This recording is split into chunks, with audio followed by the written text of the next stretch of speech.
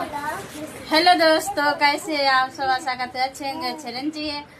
और देख सकते हैं मैं हूँ, ये मेरा बेटा से बात कर लीजिए। बोल दो बेटा, कैसे हैं आप सब? मेरे दादा दादी लोग, नाना नानी लोग, मामा लोग, मामी लोग, बुआ लोग, बोलो सब लोग हैं में। हाँ, मौसा मौसी लोग, सभी लोग हैं, देखा था।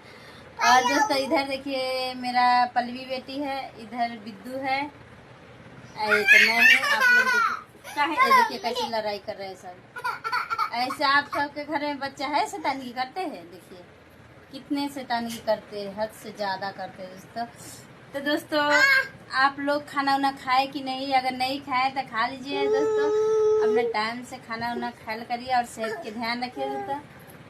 और हम तो अभी नहीं खाए हैं क्योंकि आप सबके लिए वीडियो बनाते हैं तो, और वीडियो बना के डाल दिए और डाल रहे हैं। तो आप लोग प्लीज़ सपोर्ट करिए और फॉलो कर लीजिए मेरे दोस्त। प्यारा से कमेंट करके बताइए कैसा है, ज़रा मैं भी तो जानूँ कि आप लोग हमसे कितना प्यार करते हैं, आप लोग हमको कितना बहन भाई कितना मानते हो, और मेरा माँ पिता लोग ना अपना बेटी मानते हैं कि नहीं।